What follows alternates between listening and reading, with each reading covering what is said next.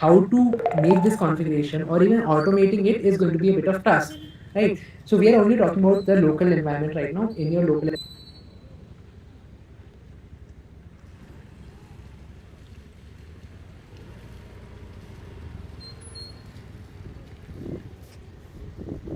environment, but on your local, you this is a very good go-to tool when you want to automate or when you want to create a process around how your whole application comes up. So tomorrow, if there is a new joinee that comes in, you do not have to do much there. You can just say, you can just have one YAML file, right?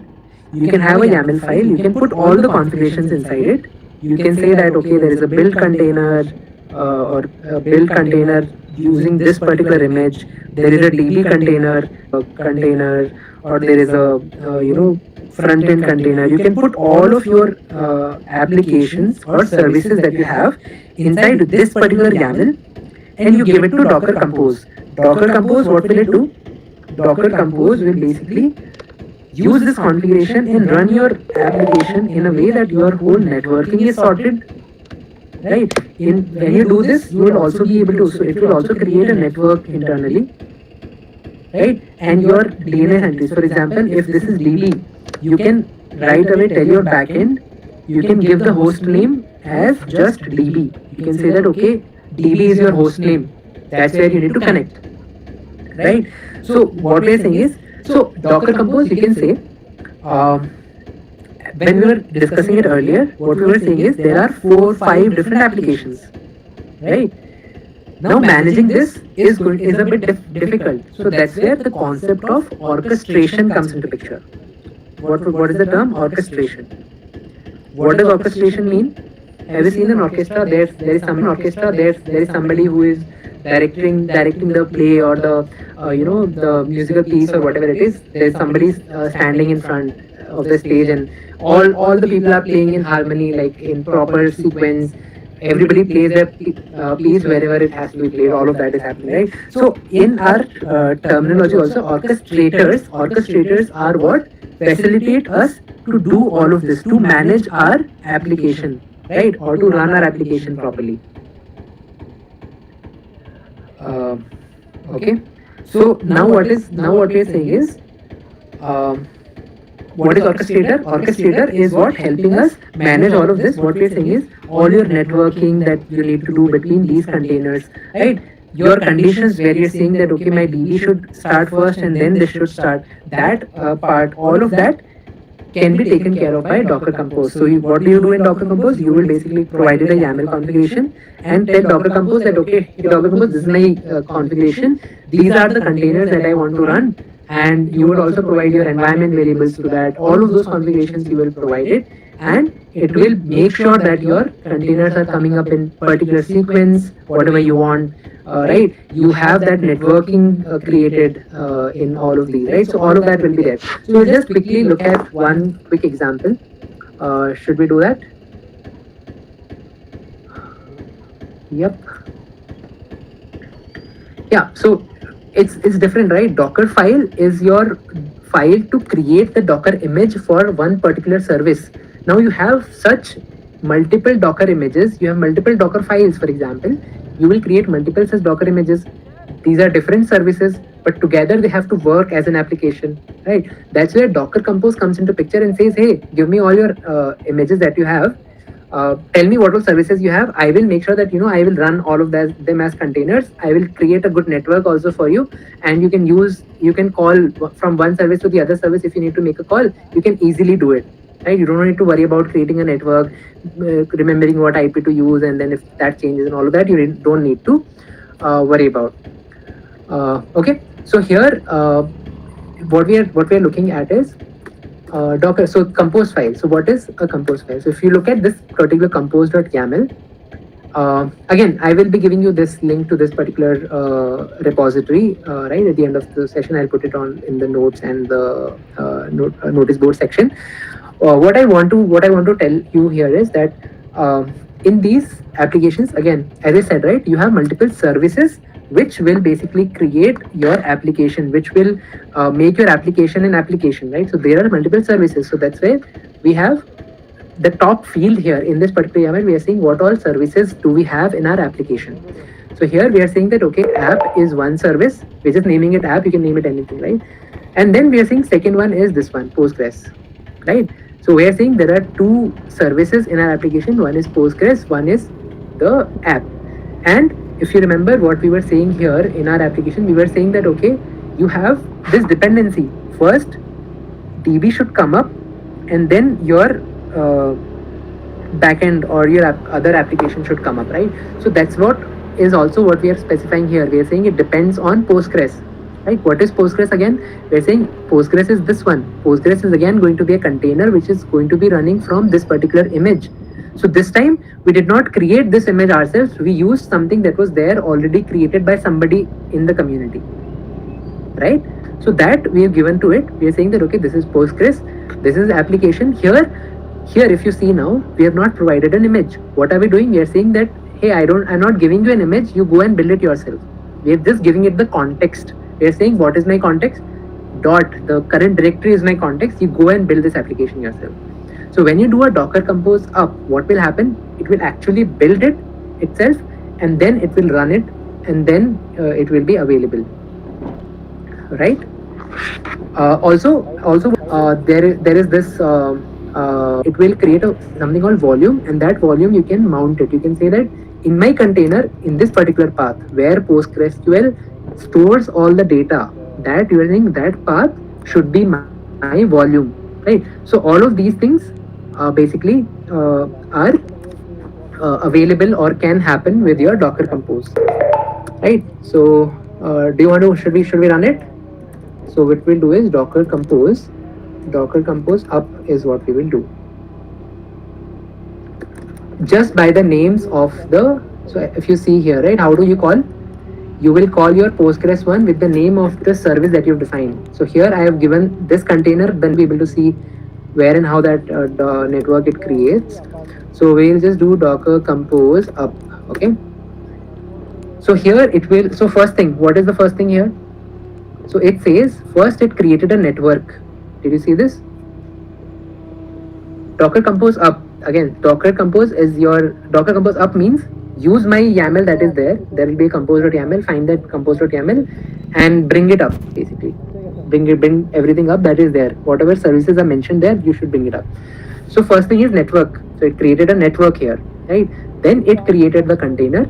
First, if you see, it created the Postgres container in the sequence that you have specified, because our sample app, this one depends on this one, right? So that's why it created this one, right? So now it says that port 3000 is already in use, so it is not taking it, bring it up basically. So we can actually change that port. We can say, hey, bring it on maybe 3003 or something, right? So now it started, right? So yeah, so if you see now, we have started it on what? We have started in 3003. So I will just, and on the URL I've just written what? Localhost. This is my URL. So now the URL changed because 3000 was already in use. So what we are saying is we are giving it 3003, right? So this is the URL that I'm currently on, right? So that is not Docker containers, some other application that I'm running on that port. So that is fine. Yeah, cool. So here again, so if you look at that, now we were able to basically run our application very simply. Now let's say if somebody new joins in your team, how easy is it to get him onboarded? Do you need to tell him that this is your environment variable, you need to set, this is your Postgres version, this is that, you don't need to do any of that, right? You can just use, he will clone your repository. Inside that there is a compose.yaml. You will just tell him that, okay, hey, go and run Docker Compose up, your application will come up. It is as simple as that, right? So if you want to stop, right, so you can just do Docker Compose stop, right? So if you do stop, again it will stop everything. There is one more command which is Docker Compose down. What that means is it will actually delete the containers that are there, right? So if you do this, it will remove all the containers, right? So all your containers will be removed from here. Now that is where I wanted to show it to you. What is the volume? So now if I bring it up, my data will still be there, right? It will still have my data because it because I am using the volume. So if you see, I refresh the page right now, our data is still there, it did not go away, right? So that is the power of Docker Compose. All right. So yeah, so should we go forward, everyone?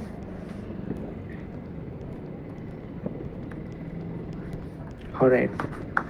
Okay, so let's start, or let's look at the next part here. The next is what you guys have been waiting for, Kubernetes. Right?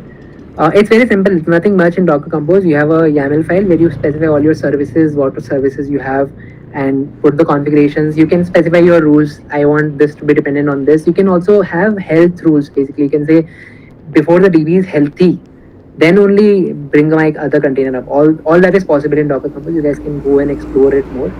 You will be able to find it, right? Okay. So now from Docker Compose, let's go to the next topic now. I think we have much time. Yeah, let's get started right away. Otherwise, we'll run out of time. Right. Okay. So first thing is, okay. Before we talk about any of this, so just want to open your mind with a little bit of. So let's say Flipkart. We'll just take a Flipkart example. That's generally what I generally take as an example here. Let's say if you were building Flipkart long back, right? How would you have started? And this is like, I'm talking about, I don't know, 15 years ago, 10 years, 12 years ago, some long back, right? I think you don't even know what Docker is, and right, you're not aware what Docker is, what Docker does. Maybe Docker is not famous, whatever, right? What do? You will first create a Git repository, right? That will be your first step, right? What is the Git repository? You are just creating, you're basically creating your code base, right? So you will create a code base. You will be adding a lot of functionalities to it, right? So let's say the first functionality that you get and that you want to add is, let's say, product catalog, right? Product catalog you've created. You've added one more functionality, which is, let's say, you can also add reviews on products. You can obviously check out the application, and maybe for payment gateway, let's say some other external entity is being used. So we don't worry about that. That is out of our context right now. What we're saying is that these three functionalities you have provided, okay? What are the disadvantages? So all your code is basically inside this particular repository. Everything is here, correct? So what are the disadvantages that we get out of this kind of architecture? So first thing is, this kind of architecture used to be there a lot, right, earlier. What do we call this kind of architecture actually? What do we call this kind of architecture? Yes, monolith. So this is a monolith architecture. So what are the disadvantages that you think that could be there with a monolith kind of an architecture? So let's list them down. Let's list them down. What are the disadvantages of a monolith architecture? So somebody says, okay, SPOF, which is single point of failure. Yes, of course. If something goes wrong, your application is completely gone. I mean, like, there's just a single point of failure here. There's not multiple applications that are working together. It's just one application. Everything is down if something is down. Okay, that is there. No scalability. So that is very interesting. So actually, I want to discuss the scale part. What do we mean about scalability in this context? So let's take an example, shall we? Let's take an example. We'll take a very simple example. Let's say today you have one user who is visiting your Flipkart. Tonight, let's say you announce that, okay, there is going to be Big Billion Days, right? That could happen. So suddenly, will there be a surge in requests? Yes, there will be a surge in the requests. What will happen now? Obviously, this server where you're running all of this code will go under pressure, right?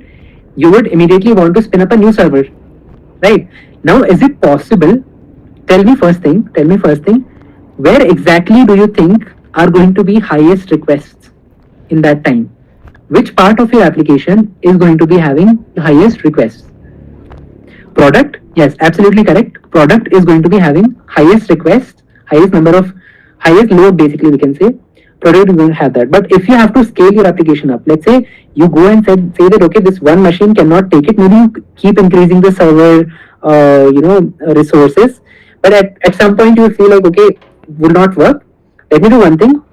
I will create a load balancer, and all my people will basically go here, and I will create one more machine. Right? You already had one machine. This is the first machine. You will say that I will create a second machine. Is it possible that you can spin up a smaller machine which only runs products? Is it possible? No, right? Because your application is one big application. It has to run everything together. So that creates problems, right?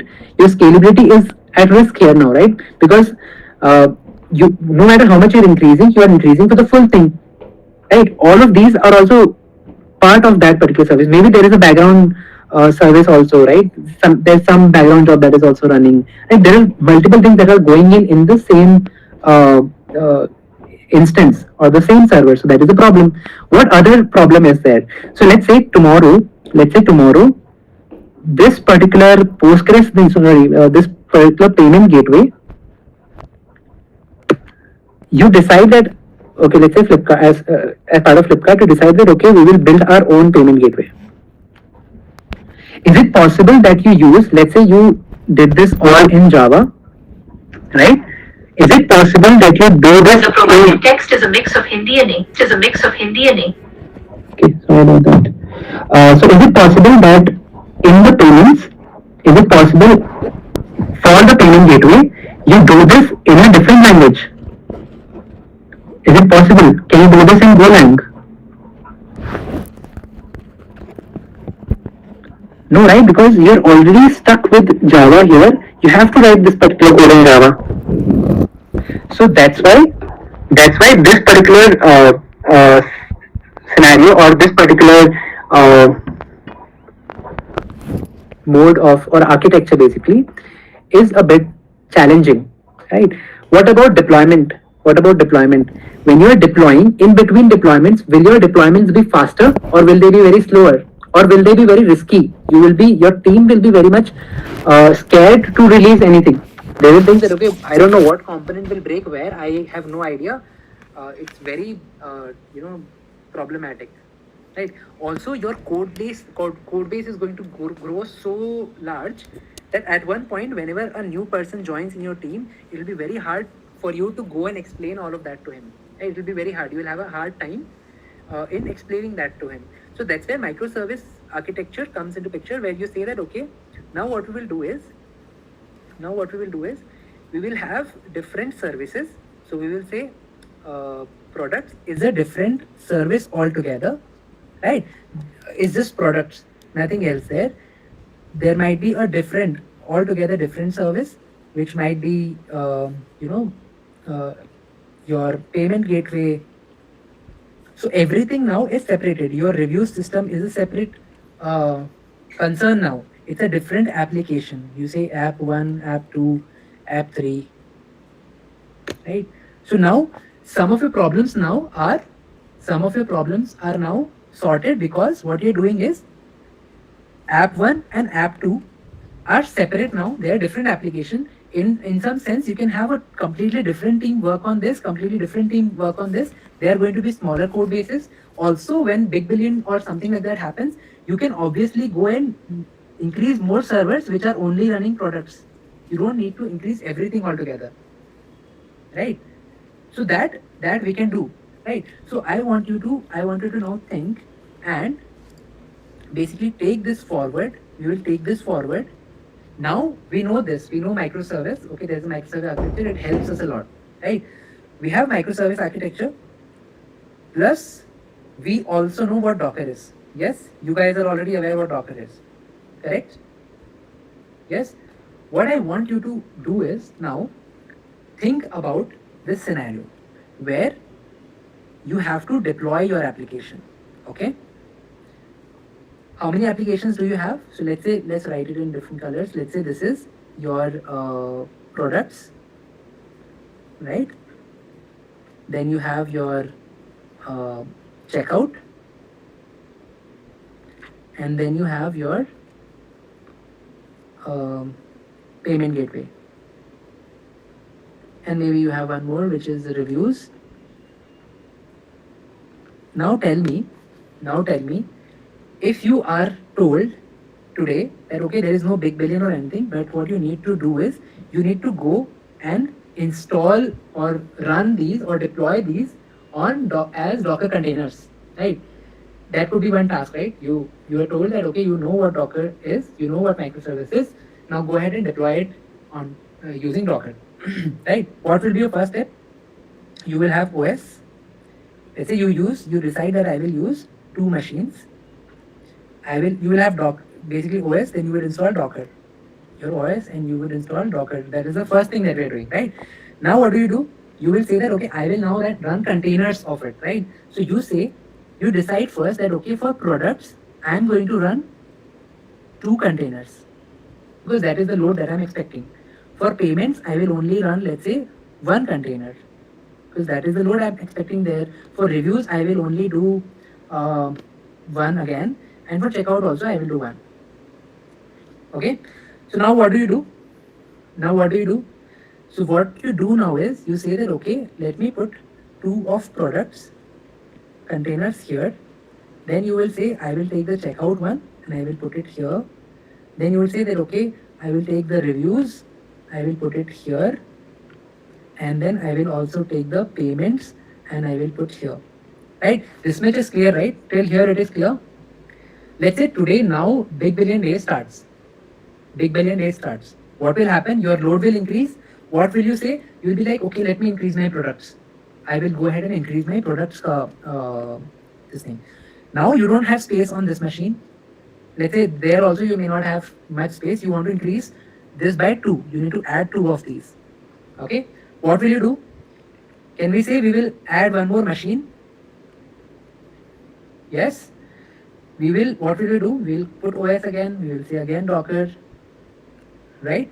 Now what we will do? We will say that okay, now 2 of products containers also need to be increased. So you will say that okay, I will put 1 more product here, I will put 1 more product here. So you'll say I'm sorted now. Okay, let's say there were one increase in these also. So maybe you will increase this by 1 more. You will say that okay, I will put 1 more machine, put OS, there is OS on that, I will install Docker, and I will put 1 checkout, I will put 1 reviews on it. Right, maybe I'll put 1 payment gateway also on it. All right, so this much you are doing, right? Obviously you need to do all of that, right? You need to make sure that everything is there. So application dependency is going into your Docker image that we've already sorted. We are already past that.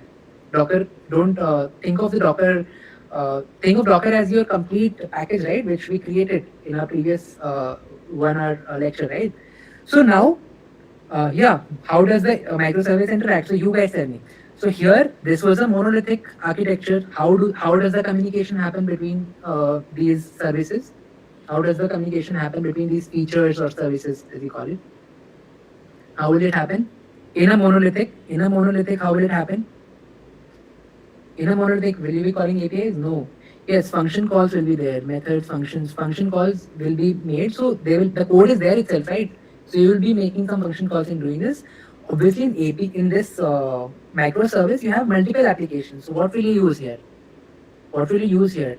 Will we use APIs? Yes. This will call this will call that. All of that will happen via APIs, right? So that part we are not concerned now. Now tell me, if let's say we have done all of this, you were told and you did some magic. Okay, you installed these Docker containers. Now let's say something happens that this particular machine goes down for a reason. Okay, this particular machine has gone down. Let me put it in red. Right, this is gone. What will happen? Will you have to now think of putting these somewhere again? Yes, correct. Right? You will have to make sure that okay, you find a space for it here, you find a space for it somewhere, you also find a space for it here. Correct? Yes, you will have to do all of that. What about the communication? We said APIs, but again, we know that Docker containers are isolated namespaces. How will you create networking? First is this is one machine, but we have now so many machines. How will you make sure that from here the connection happens here? How will you make sure from here or from here it is going here? It is hard, right? What if the load balancer fails? Yes, something could happen. Something would happen. Obviously, you have to create a Docker bridge. All of that you have to create, right? Obviously, you need to create more networking components to connect these systems together, right? And what if this goes away? That is again another problem. You have to make sure that everything is again. So, if you had asked to create two containers of checkout, it is your responsibility that you should check if there are two containers running or not. Now, think about it. If you were to automate it and if you had to design a solution for this, for handling all of this, wouldn't this be a big, if there was a solution, let's say, which could orchestrate, again, the term what we're using is orchestration.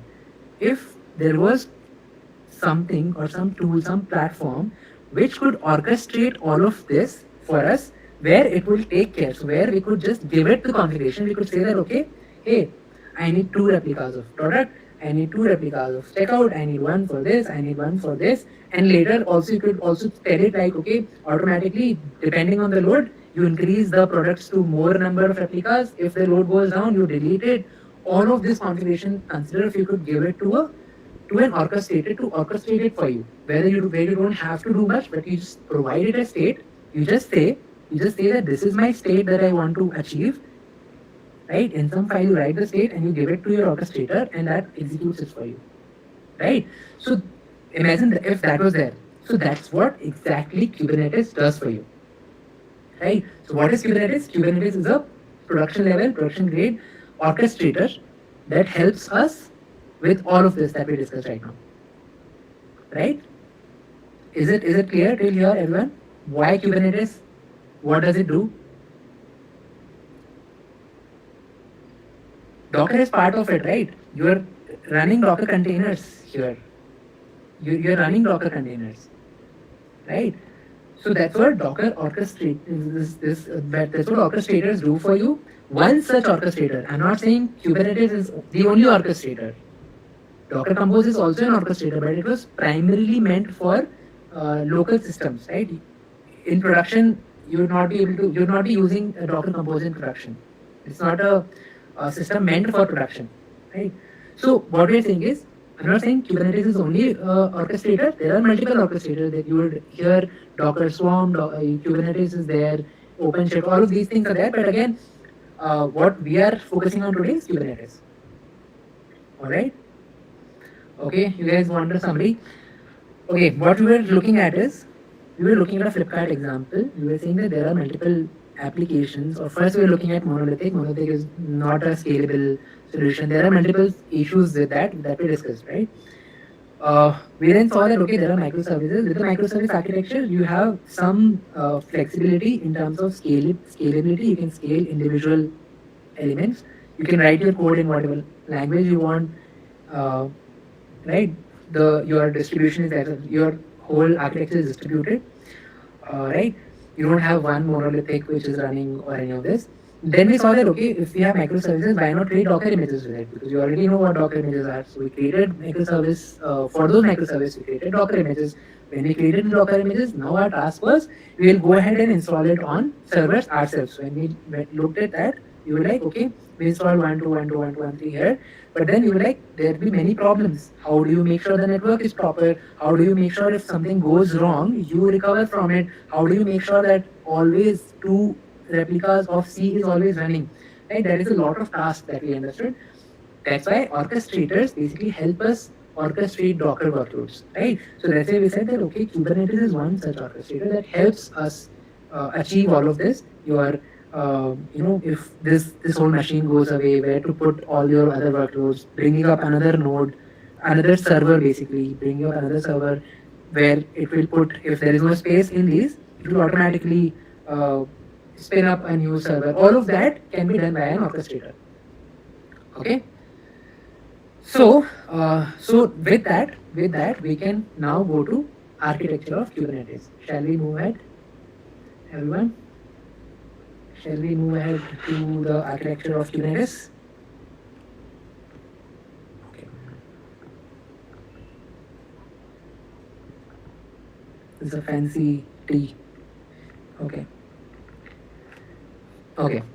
So let's talk about an architecture of Kubernetes. So if we are saying there are a lot of things, so these sound, if we had to build it ourselves, these sound like a lot of tasks. You need to make sure that your state is whatever desired state you have, you are maintaining that. You need to make sure your networking is properly set. You need to make sure that your workloads are live. If not live, restart them. All of those things. There are a lot of things that are happening, right? So obviously there has to be a solid architecture in place. There has to be solid architecture in place. There have to be components in Kubernetes which will do certain things for us, which will help us achieving this end goal, right? There will be a certain architecture behind the scene, right, which would do all of this, right? So we're not going to go in deep into several components, but we will actually look at from a high level, like what all is there in a Kubernetes cluster, all right? So first thing is, in Kubernetes, we divide this architecture in two different parts, right? We say there is a control plane, there is control plane, and what else? We have worker nodes. What is a control plane?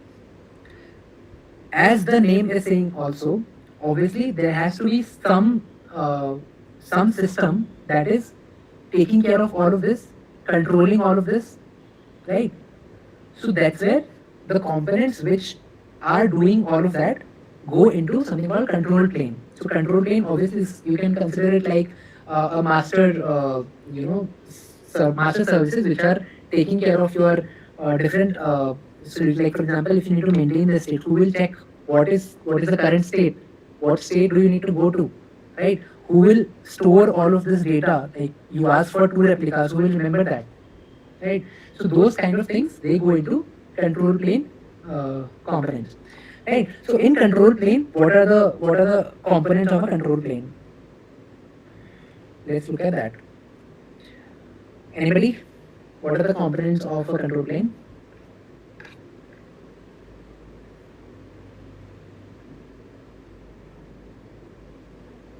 Okay. So okay. So you guys have heard of a bunch of terms for this, right? Okay. So first thing that we're going to look at is called API server.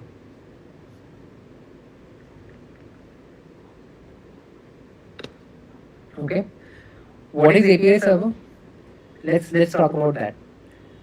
Obviously, when you are saying that I want to create a workload, for example, I need to install, let's say, or run two replicas, two replicas of the product catalog service, right? When you say I need to run workloads or two containers, obviously you need to give instructions to somebody, right? You need to give instructions to somebody, right? So how will you do that? So API server is a component in your control plane which will receive all of your instructions. You are going to give your instructions to API server, right?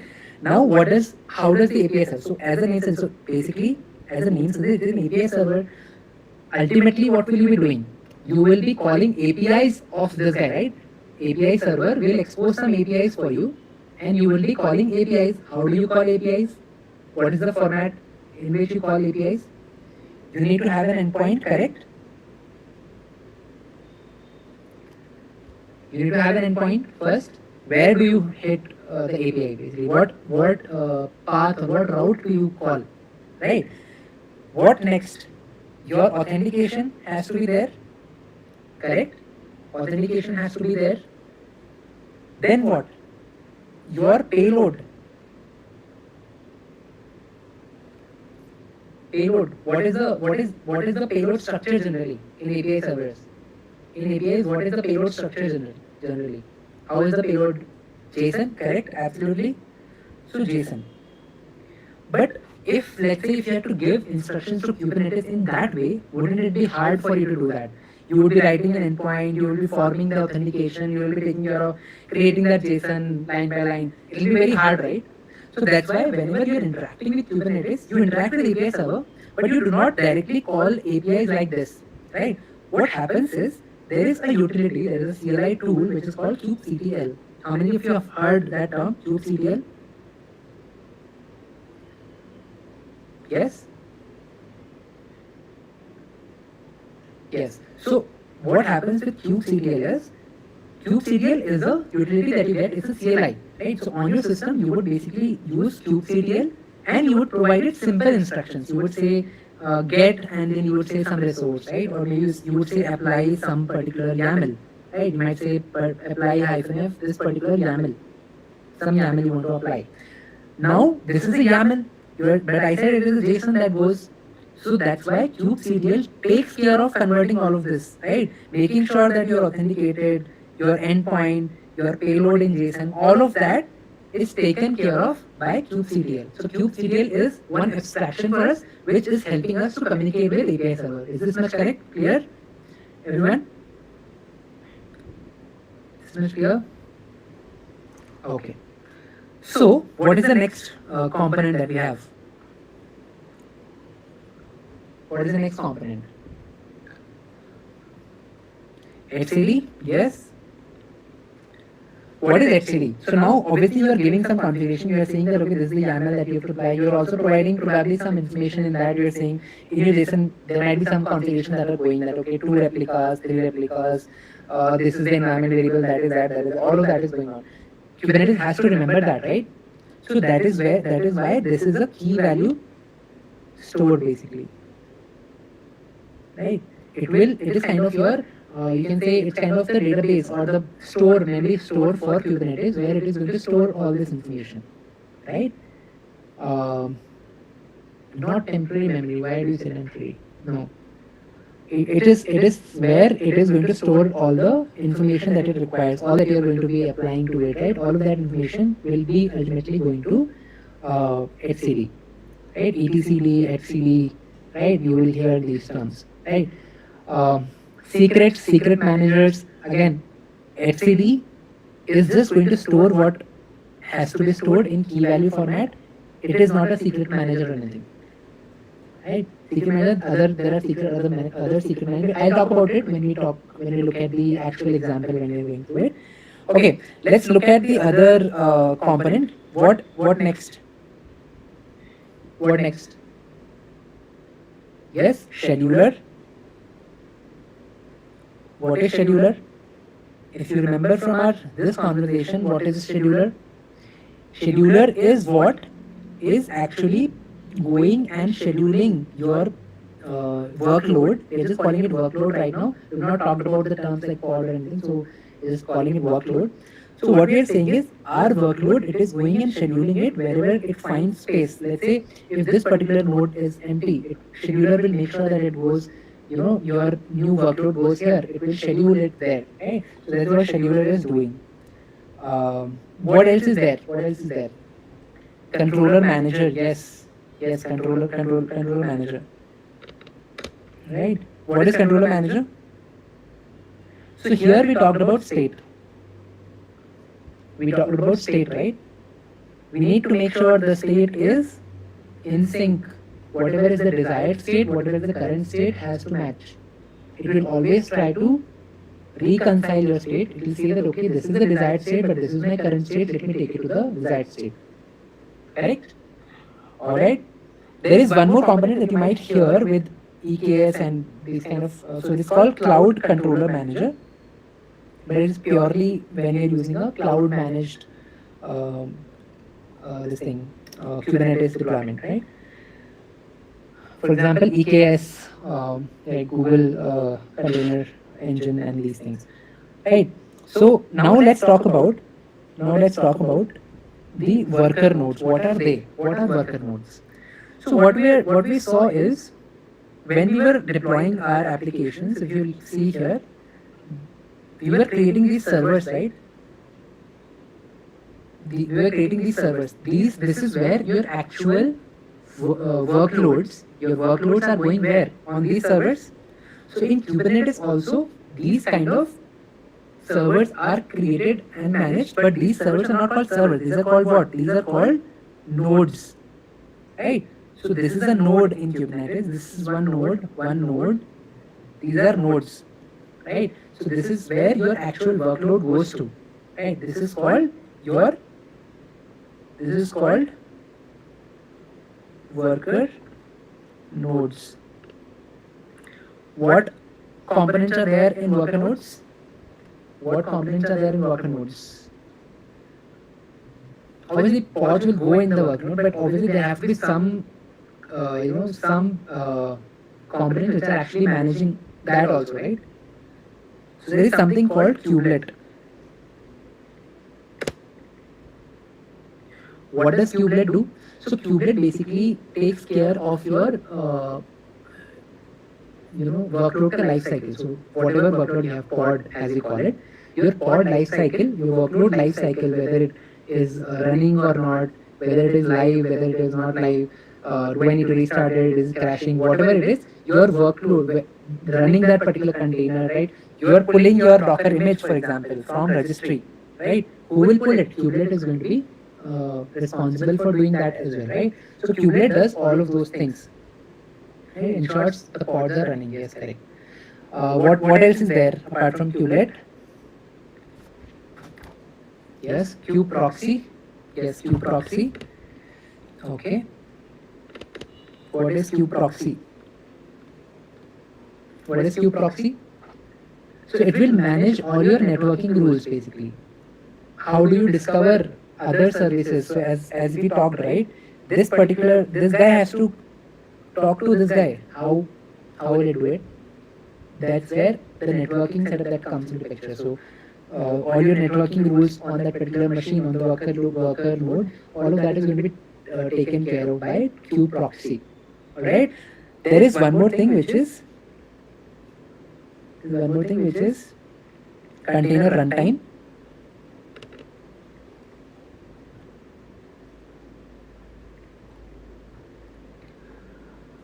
Yes, there is core DNS as well. Right. So for DNS basically, right? So container runtime. So we'll talk about both. So core DNS is basically your DNS management. It provides the DNS resolution. So instead of, let's say, again, if you remember our Docker Compose example, if you remember, we called our DB service with just that name. We said DB. We did not call proper IP or anything, right? So all of that is also going to be taken care of by core DNS. It will do your DNS management basically, right? So now container runtime is something that I want to. So how much? Tell me, like, raise your hand if you want to learn or if you want to know more on container runtime. Otherwise, we'll skip it because, yeah. You want to learn about it? Okay. So okay. So if you're not understanding, it's fine. Don't worry about it. Just first you have to start with Docker. Getting up and running with Kubernetes. Slowly you'll get all of these concepts. Don't get overwhelmed. Yeah, but what is container runtime? So again, what we were saying is, if you remember from our example earlier, we were installing Docker here, correct? We were installing Docker here. So Docker is what? Docker. So here in our Kubernetes environment, we are not installing Docker. What happens is we have a container runtime here. Now that container runtime could be anything. There could be more other vendors also which could provide that container runtime. Now let's say if Kubernetes went ahead and said that, okay, I am going to adopt Docker and I will allow people to create Docker images, right? Would any other third party be able to contribute or create their own runtime? No, right? Or let's say if Docker tomorrow, or if Kubernetes did that, if Docker tomorrow says that I'm not going to provide my APIs to anybody now, Kubernetes should not be using it, wouldn't Kubernetes be at a risk? Correct? It would be at a risk, right? Because it implemented everything. It said that, okay, you can have Docker implemented, you can run your Docker containers, all of that. It said, but now that is not there. So what Kubernetes instead did is they created something called CRI. What is CRI? It is called Container Runtime Interface.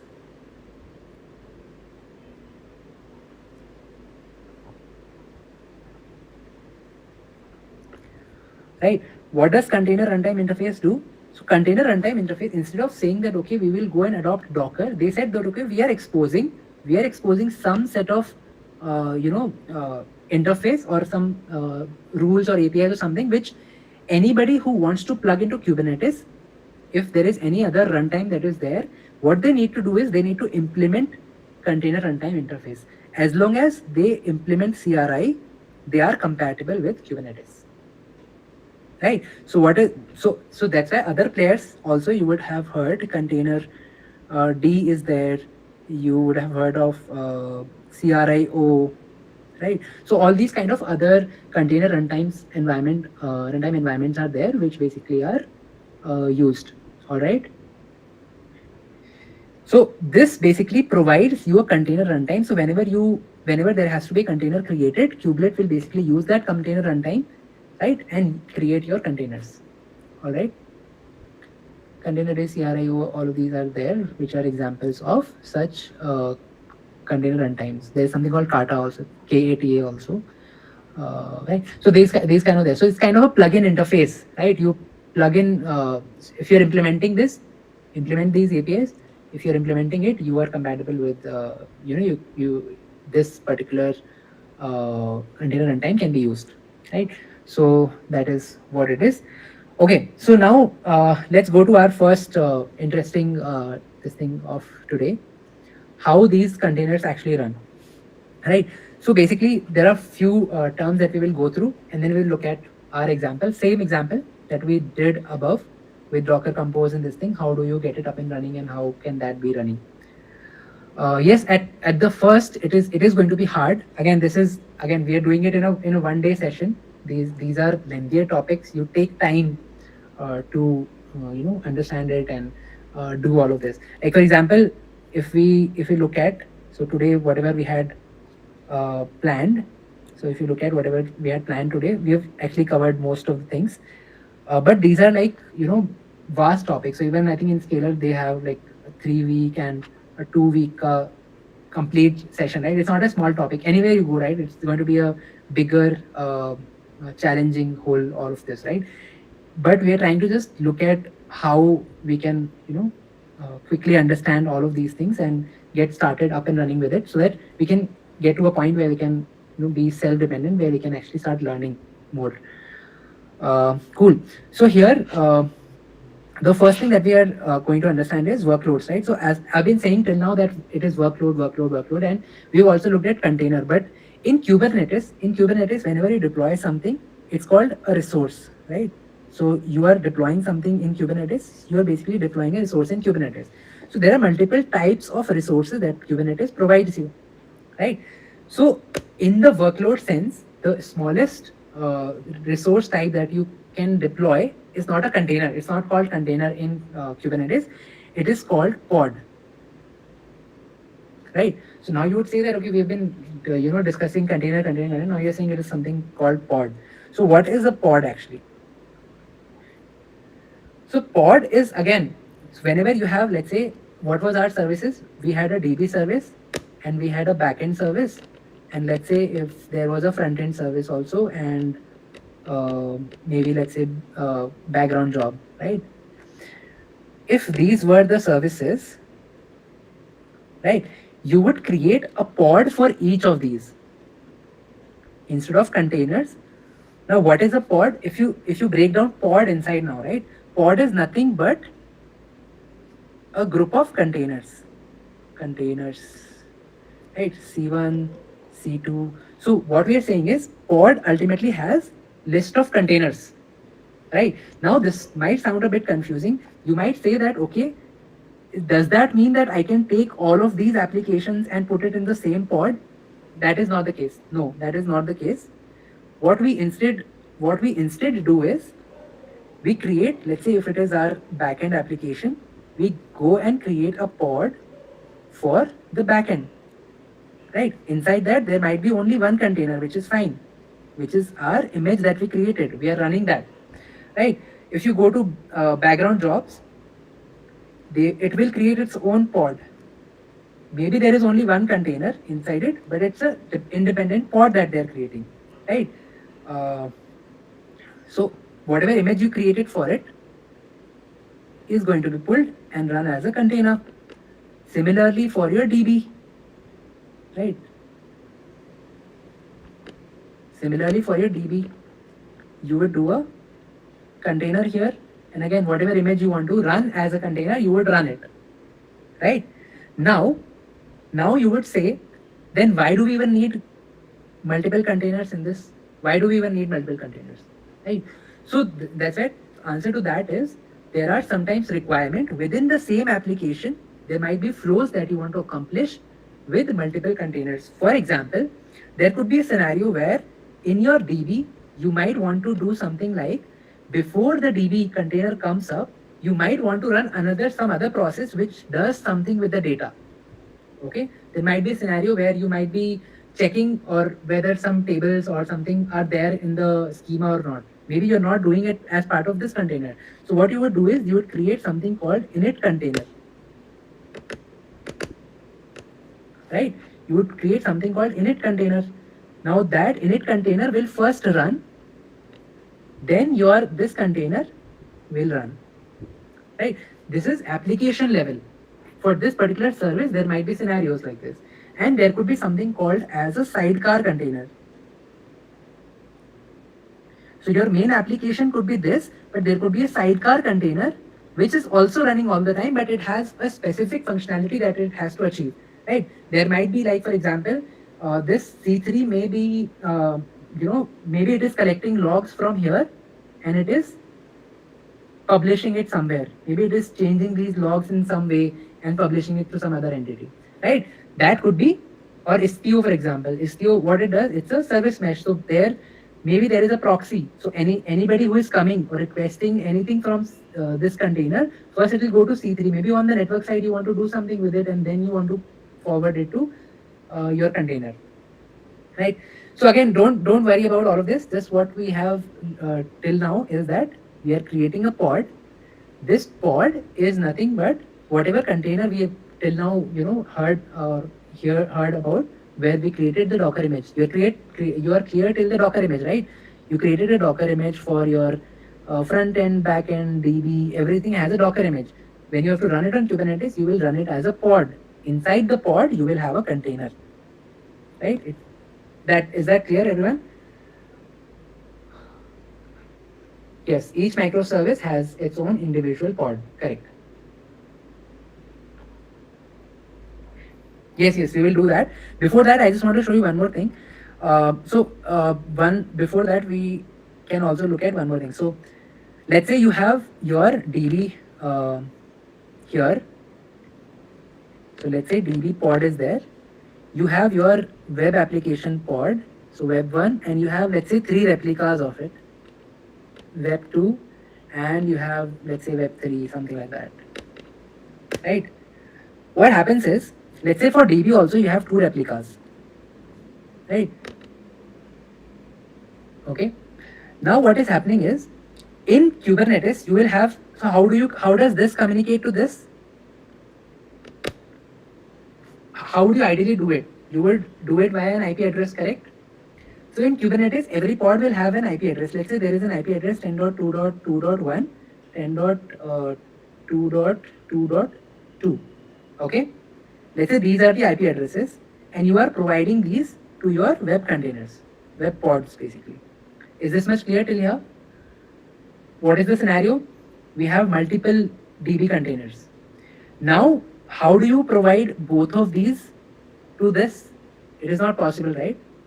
Now in your mind, you would be saying that, okay, round robin, okay, there might be a load balancer in between that I can create. So that's where in Kubernetes you have a concept called service. What does the service do? In service, what you do is, you name the service something. You say that, okay, my service name is DB, just like in Docker Compose we did, right? It is DB. And you also say that, okay, go find out all the pods which have a tag of app equal to DB. So what you will do is, all these pods, you will say this is a label here. You will tag it. You will not tag it as in, like, you will put a label on it. You will say that app equal to DB is a label on this. Now you will tell the service, go figure out what all pods are there which have this particular label. It will discover all of this. Now to your web service, you will say that, hey, connect with DB, connect with DB, connect with DB. Right? So service, what did it do? Service basically reduce that overhead for you. Now you can use this name as a DNS name. It will automatically go to the service. Service already has a list of all the endpoints that it has discovered, right? So that is what a service is basically, right? So now we know that there is a service, there is a pod. Let's say if you have to create 3 replicas now, right after this we'll jump into the practical. This web pod that we were saying, web 1, 2, 3. Obviously, if you're going to create pod one by one, it is going to be difficult. So for that, in Kubernetes, there is a concept of replica set, right? And there is a concept of deployment. Now we are not going through these concepts. I want you to go ahead, go further, figure out what these are, go in deep, how you can use that, how it will automatically create these replicas for you. Can you do this much for me? Yes. Now we will look at our application running with deployment and with pod. So what is deployment doing? Deployment is ultimately creating a replica set. Replica set automatically creates these 3 pods for us. So you don't have to do anything. If this goes down, replica set will make sure that it comes back. Okay. So let's look at that. Yeah. So okay. So let's look at our folder structure here. So what we have is, so there is this Kubernetes folder. In this, if you will go, you will find basic, you will find deployments, what we talked right now, which automatically creates replicas, right? So first, let's look at pod. So if you look at the pod, there are 2 files here, pod web and pod db, correct? Now here there are, okay, how much, let's see, yeah. So let me just give you one more this thing here. So here it is very easy to understand this file. At the top level, you have to see what all is there. So you have API version, you have kind, you have metadata, and you have spec, right? These 4 you will find in all of the manifests of Kubernetes. All right, very simple. 4 things you need to remember. What are these? API version. Again, as I said, we are ultimately what are we doing? We are calling APIs, correct, to the API server. So when you give this file to kubectl, it is ultimately calling API. So that's why we're saying what is the API version of our API server of one particular kind for this particular kind pod. So in this API version, you will find that kind pod. What is kind? This is kind of resource that we're creating. Right? This is always going to be there. API version kind is going to be there. Then you have metadata. Metadata is what? Your labels. I was telling you earlier, right? For your service, you are creating labels. So for example, for my DB service, if you remember, I was telling you, you will label it with app equal to DB or your DB pods, and this service will discover it. That is what exactly is done here. So you will see selector app equal to DB, correct? And then if you look at the service, the pod of DB, what is the label assigned? Yes? Simple? Yes? So you have a label app equal to DB, and you have a service which basically selects all these pods which have the label app DB, correct? What is the name of the service? DB? Yes? So now if you look at the pod of the web, you will understand a lot of things more. Why? Because below here we are giving a DB host. You see this? What is a DB host? DB host is saying that this is the service name for the PostgreSQL. We are saying value DB. Where does the value DB come from? This DB is nothing but the service that we created here. It says DB. All right.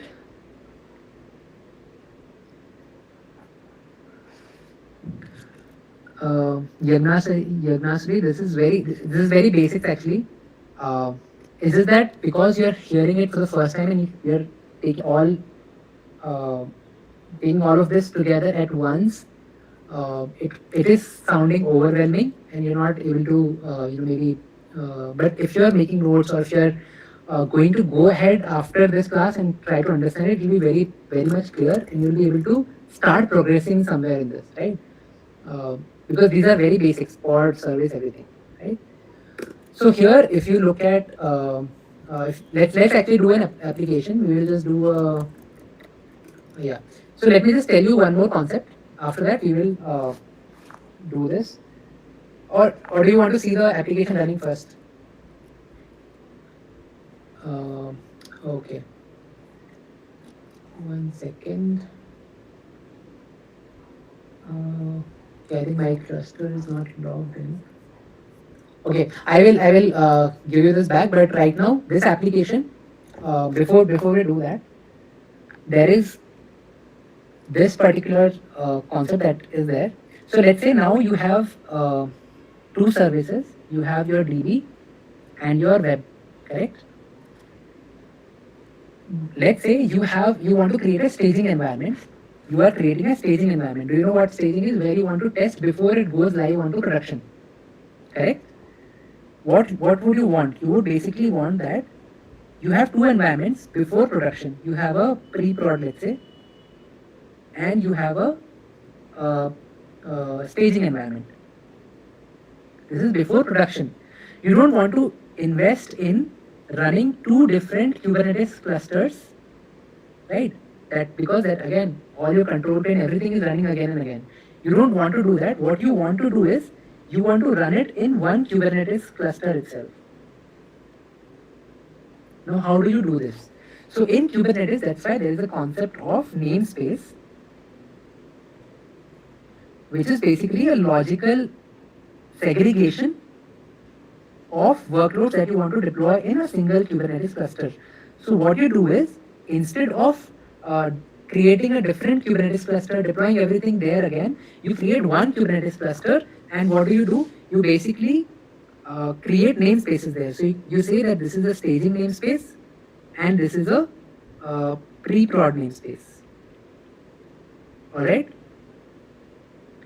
So all of your I think somebody asked me what is cluster. So we talked about this control plane, worker node, all of this, right? So this is together, everything is, this is called Kubernetes cluster, right?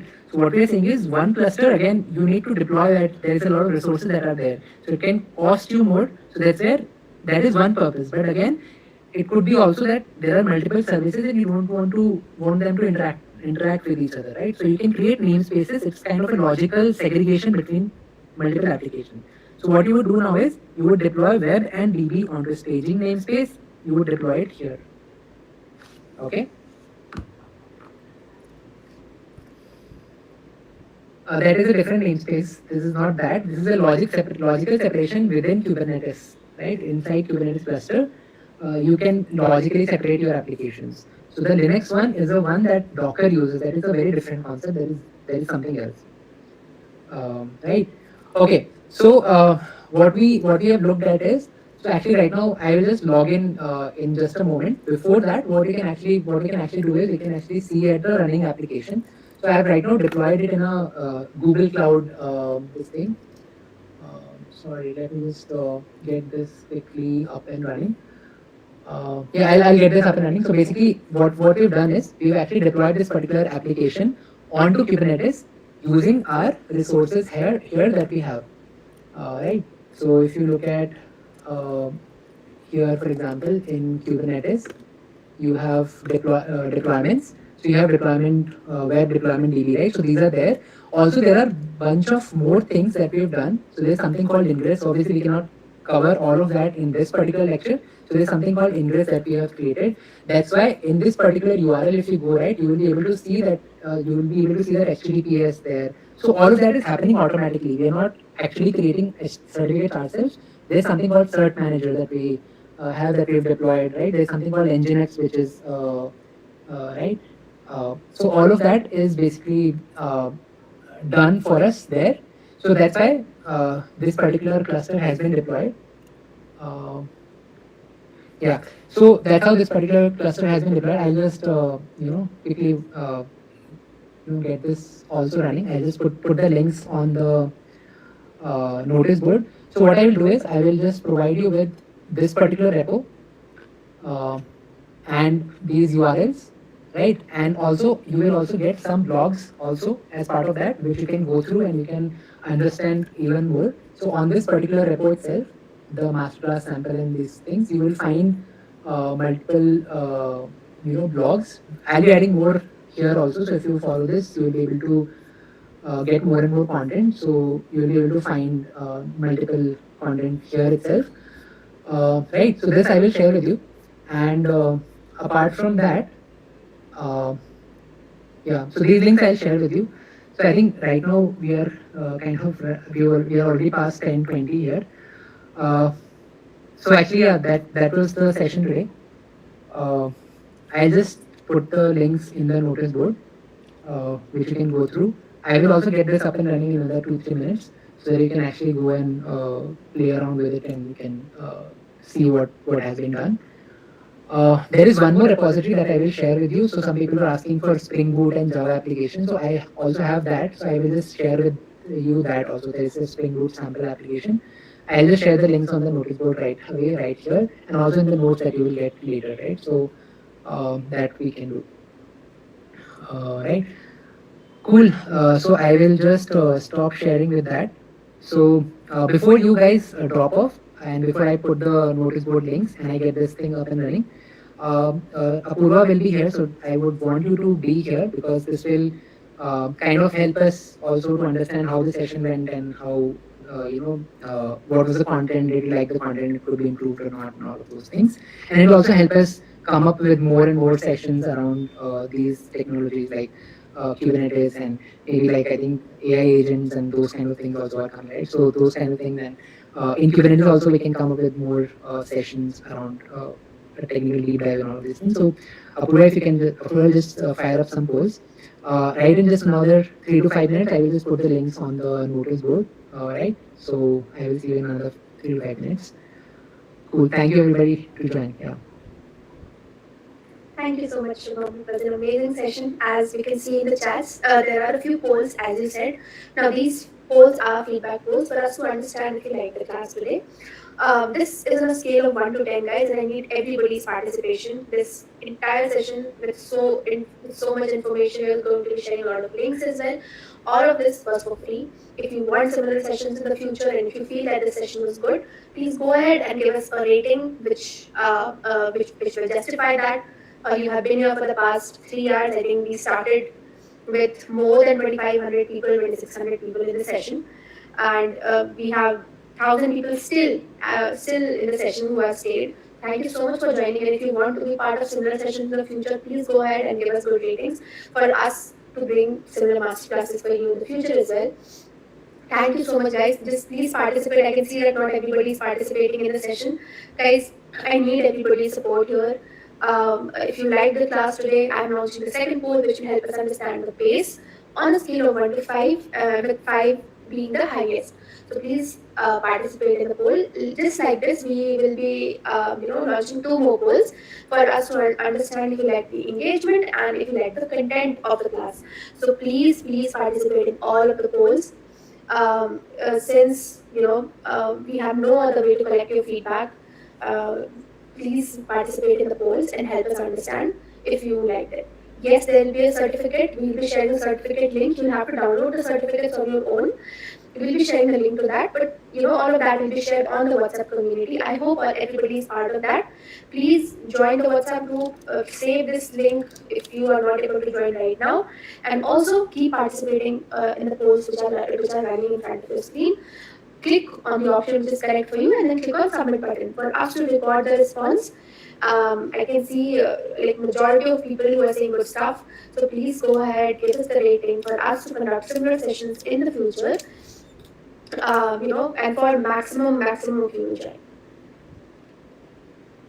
Okay, so this is the second. This was the So I have one more poll. Yes, Arjun, it's almost over. Shubham will be sharing few links after these polls are done. This is the final feedback poll, and the session was scheduled at 10:30. We are very much on time. Thank you so much, guys, for taking out your time on a Thursday, on a working day, and joining the session, staying till the end of the session. I hope that you are part of the other sessions as well. Please join this WhatsApp group. This is not full. You will be able to join. If not now, try after 5 minutes. You will definitely be able to join. I hope everybody has participated in all of these polls. And Shubham has also just now shared the link on the notice board as well. I hope that you are able to check that as well. Also, I can see there are 191 questions and we are just 3 minutes left in the session. I hope everybody participated in the polls that we were doing earlier. If not, participate in it right now. For anybody, if you have any other doubts, any more questions, if you want similar sessions, if you want to talk to someone about it, if you want to talk to someone about your career, if you want to talk to someone about, what should your next step be in your upskilling journey, if you want to connect with instructors and counselors, this is a free poll for that, free service for people who have joined Scalar Masterclass. This is absolutely free for all of you. Click on yes if you want to get in touch with them. They'll be calling you within 48 hours. If not, click on maybe later. But please participate in the polls. I hope everybody participated. And yeah, I think just for closing statement, I think I would like to, Shubham, if there's anything else from your end, we can do that. Or Yeah, yeah. just 2 minutes I will need. Yeah. So yeah, I've shared the links on the chat here. So I think you would have got it already. Apart from that, just wanted to finally just show you the working version also, so that yeah. So here, what we have is, so as I said, right, there are multiple namespaces, right? So what so if we do a application, so if we apply one configuration, for example, so what we need to do is, so simply we just need to do, so for example, this pod we need to apply. Uh, what we will actually do is kubectl, that is the command that we discussed, and we would say apply, and we would say hyphen f, and we would say let's say inside the Kubernetes folder we have that particular file. So we have basic, and then we let's say the pod one, right? The pod DB. Let's say if you want to deploy DB, there is a hyphen in which is the master class, but we are deploying it in default, so that's what we are doing. So here you will see that it is created. So if you do a kubectl get pod, you will be able to see that our DB is up and running, right? So similarly, you would deploy the service that I talked about, right? So if you do a kubectl get service, so as you can see here in the master class namespace, we have everything deployed. So our DB, and as you can see, there are two replicas, right? So that is how is that working? That is via the deployment that I talked about. So you guys should go ahead and learn more about that as well. So on the application also you'll be able to see that this particular, yeah. So I think you guys already started commenting on this, but yeah. So that was it basically mostly. So I've mostly put the links on the notice board. So yeah, thank you everyone for joining.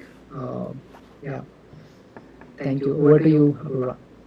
Thank you so much, Shivam. Thank you so much. Yes, I hope everybody has joined the WhatsApp community. I also share a feedback form link for you guys to join and for us to, understand if this is something we'll be sharing all important links, etc. there. I hope everybody, participated and interacted with the Scalar XID Wiki collaboration that we had. Please check this out. Please see if this is something which interests you. If you have any more questions, there are our counselors always there. And we'll be sharing the certificate link on the WhatsApp community after the session is done. It is ideally the same link through which you registered for the session.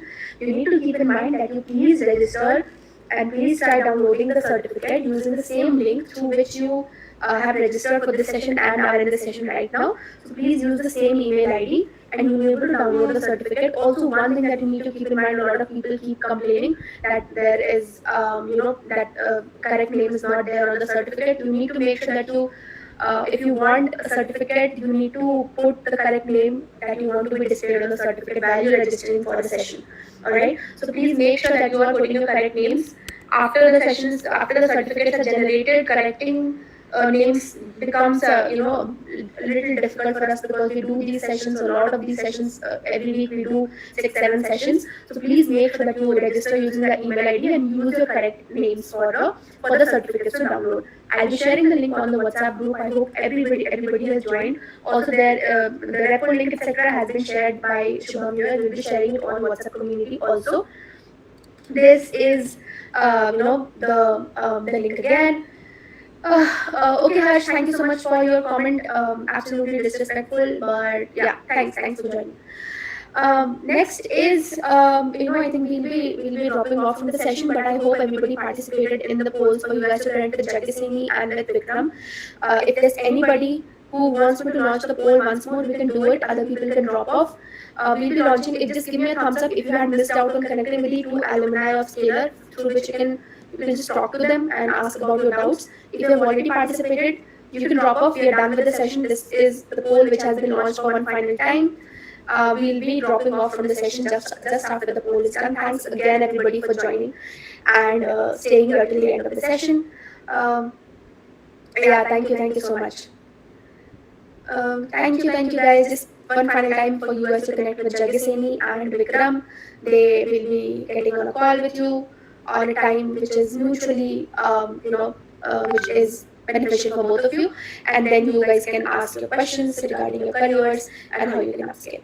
Thank you guys. Thank you so much. I think this was a great session. Thanks again for being an amazing audience. Bye bye.